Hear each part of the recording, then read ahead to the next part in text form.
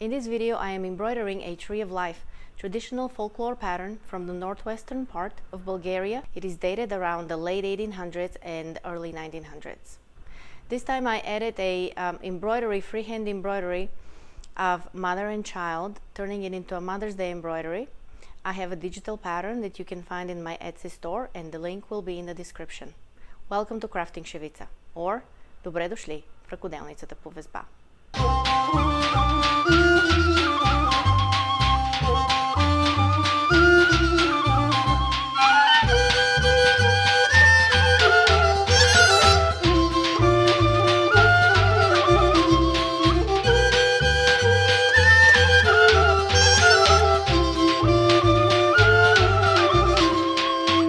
I am beginning this embroidery with the stem of the tree. The stem is in a stitch. In Bulgarian we call it gaitan stitch. I've seen it in different countries with different names. So far, if I believe I'm correct, I've looked online and I believe I'm correct when I say that this is called a long arm cross stitch. I'm hiding my end of my thread under the stitches. Traditionally, Bulgarian folk embroidery has no knots on the back. So the beginning and the end of your thread, you're always hiding, whether it's on the back or on the front, it's goes under the stitches so that there is no knot. Traditionally, Bulgarian embroidery was mostly for clothing. So that was part of the reason you didn't have knots on the back.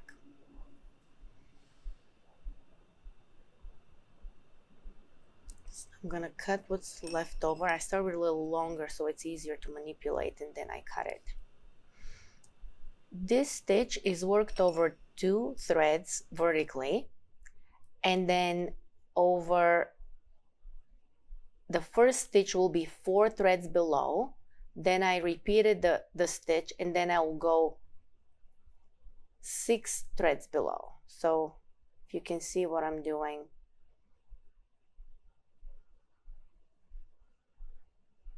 It's pretty self-explanatory.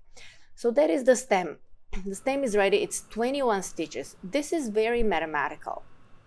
When I was counting the stitches from the original that I took photo at the museum, it's very, very mathematical. The stem is 21 stitches, and then each side, the stem of the leaf that I'm doing right now, is 7 stitches.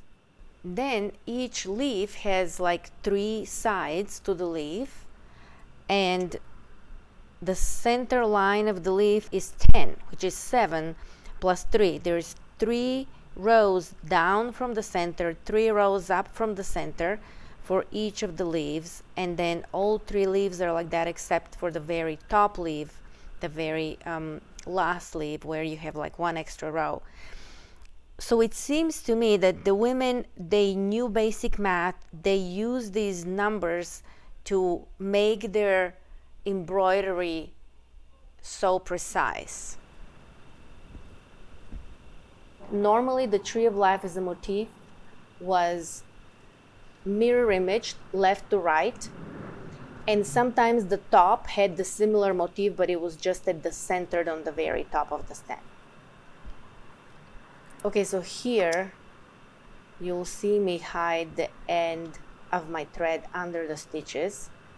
I don't always do it. A lot of times I do it on the back, but in this case I felt like the thread fills in the crosses enough to where it won't be seen. Another thing about Bulgarian folk embroidery is when you have the cross stitches, the thread is thick enough to where you're meant to not see the fabric underneath. You're just meant to see the whole embroidery as like perfectly filled in, perfectly colored area. The tree of life is popular motif. There is so many variations of the tree of life. It's an ancient motif. It comes somewhere from the Middle East, probably. All along the Silk Route, Bulgaria was sort of at the end of the Silk Route. And we have a lot of the Bulgarian embroideries have been influenced by Middle Eastern, Asian, Indian embroideries. The Tree of Life is one, again, that's very, very popular.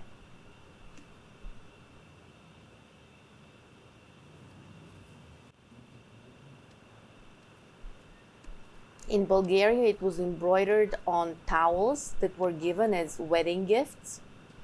And also women, they wore linen shirts like chemise that's like long sleeved and all the way down to a sort of like the middle of the calf. And two aprons were the overgarments, an apron on the front and an apron on the back. And the linen skirt would have a tree of life embroidered on the bottom of the skirt, usually the part that's visible underneath the aprons. And sometimes it also had the tree of life embroidered on the sleeve, depending on the region, depending of which part of Bulgaria it is. Usually in the northern part, northwestern part of Bulgaria, the tree of life was seen on the women's shirts. Generally, the symbolism that we know is for health, for prosperity, for life, for marital happiness, for children, for the women to bear children. Okay, so all of this is cross stitch. You saw me do the first part of the leaf, and there's like, again, the three parts of the leaf are identical. Now I have to flip sort of a mirror image. Everything that I've done left to right on this first part, now I have to do bottom to top. So my first left side, the 4 stitches on the very top row, will now become a vertical line bottom to top. And the same part of the leaf will now be flipped over. So I had to do a bit of counting here. I even made a few mistakes here and there, but I fixed them. And the leaf will look exactly the same.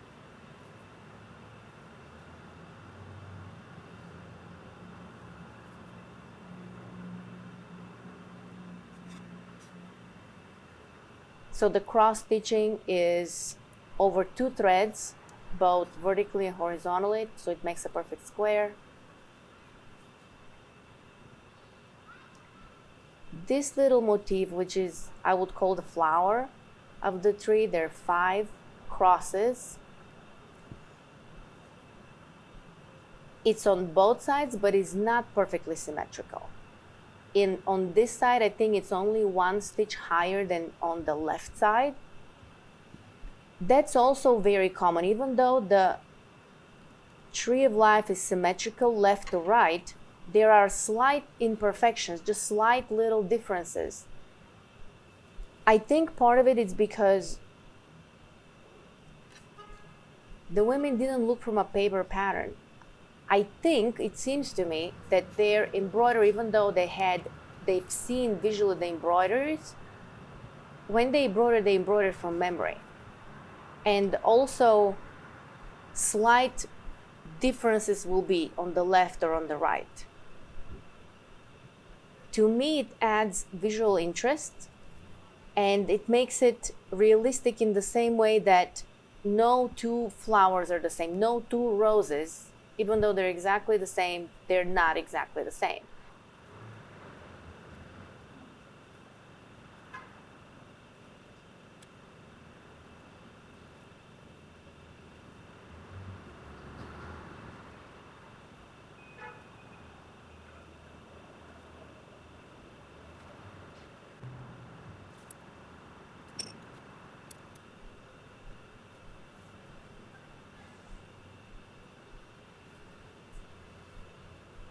My favorite way to do cross stitch is left to right, bottom to top, which is usually my default way. However my pattern goes, I try to always go left to right, bottom to top. So that's how I'm doing this leaf now. I'll finish it all the way up to the top 2 stitches, and then I will come down and finish the leaves below it.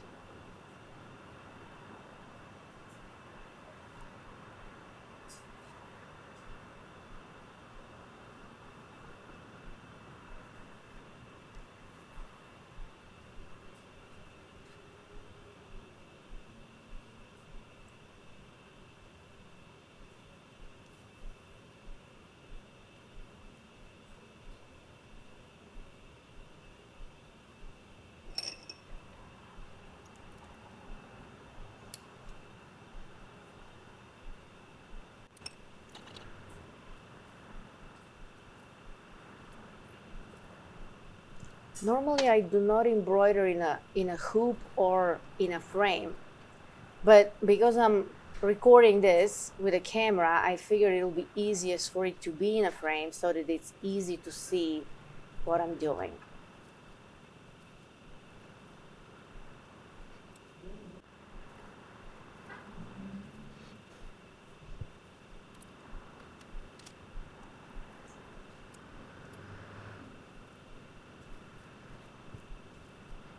See, I stopped to count exactly how many stitches I have to do from the leaf I've already made so that I can make sure that my figure is exact mirror image.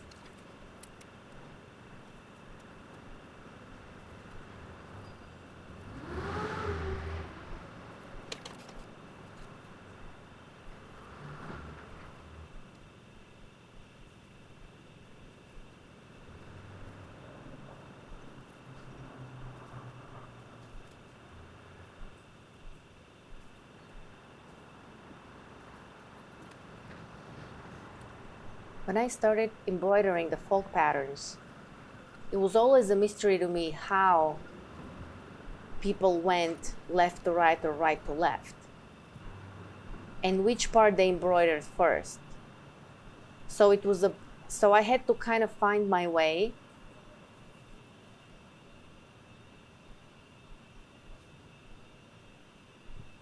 So in a similar way, I completed the leaf, and then the stem going backwards is basically very similar, just a mirror image of what I did on the way up. And now this whole thing I am going to repeat on the left side of the stem. Very, very similar in the way that I did it to the right.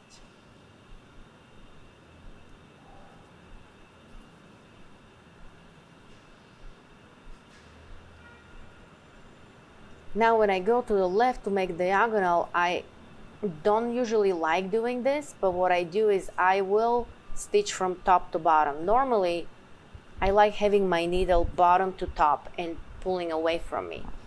But in this case, it makes sense to go top to bottom, like what I'm doing right now. It makes the back very clean. And in the beginning, for me, it wasn't my favorite way to do it. It was a bit of a challenge. But now I'm quite comfortable with it.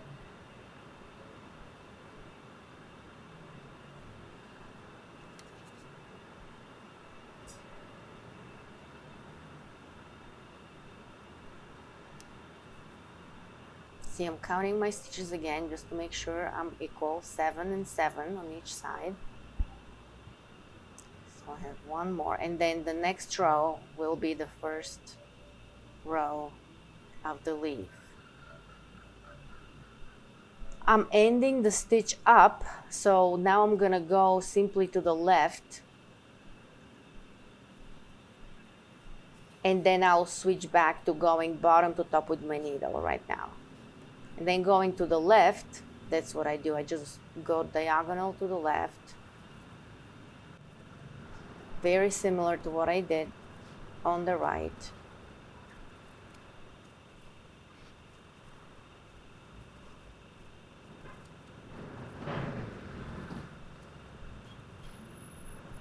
Even though my top row is longer than the bottom, I still go just one over, just one up, and then I go to the left.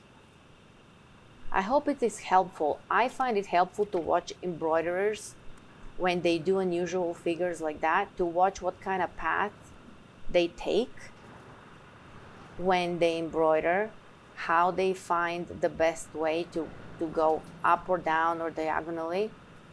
So this is how I found that makes sense to me, especially with the folk patterns, because they're mostly, I do it by memory. I just do it visually by memory. So this, I decided to keep the original. So this little flower is lower than the one on the right. The original is like that, and I decided to keep it this way too, because this reminds me again of that same liveliness, realistic look of the embroidery, when even though it's very clear that it's symmetrical, like I said, not any two roses are the same roses. Not any kind of flowers, not any two lilies are the exact same lilies. Not any two leaves are the exact same two leaves. And I find that in the folk embroidery, very rarely is any embroidery exactly the same. It very rarely is the right and the left perfectly symmetrical. There is just a tiny bit of difference, which to me is very much what happens in real life.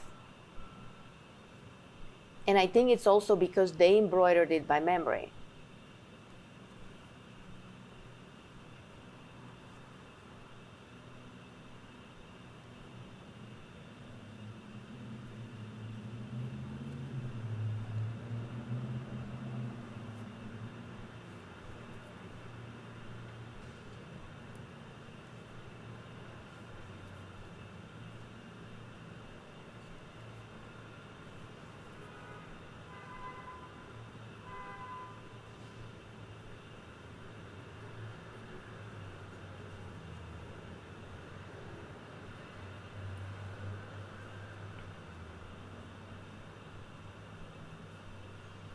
Okay, now it's time to fill in the rest of the leaf and then go down to the stem.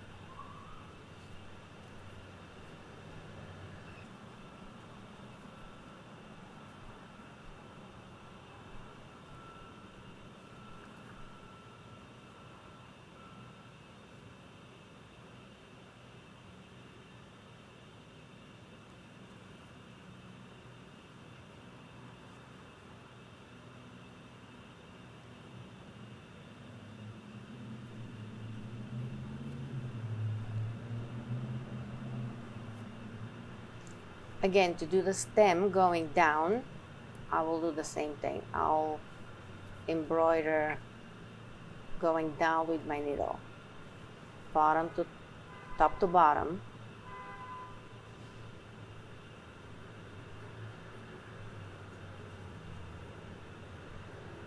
And it keeps the back nice and clean.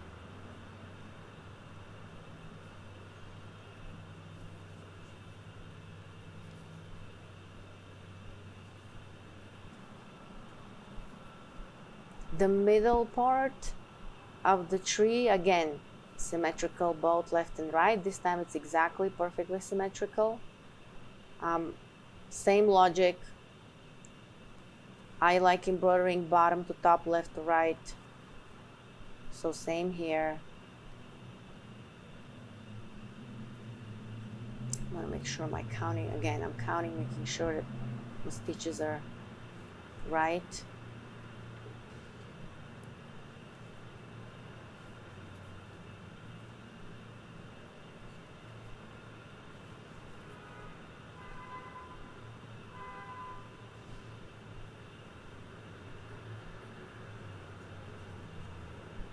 So this is my recreation. I didn't film the right side because it's the exact same thing as what you're seeing here.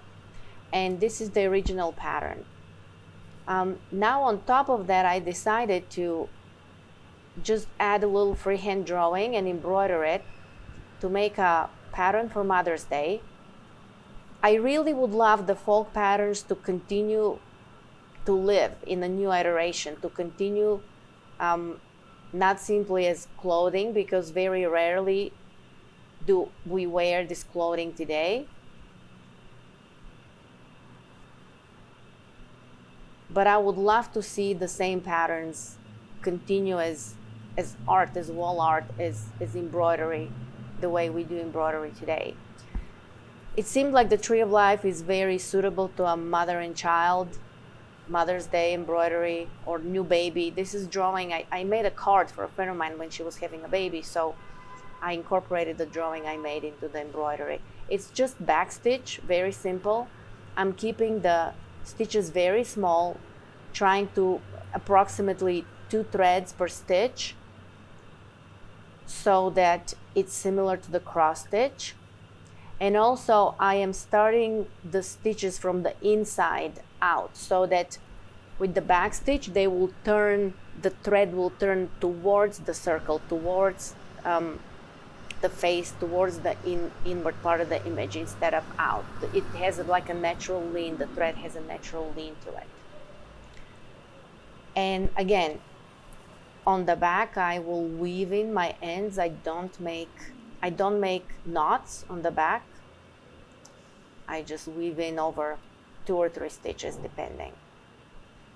Since this is not for clothing, but it will be framed, I'm not so concerned it's gonna come off. And there it is.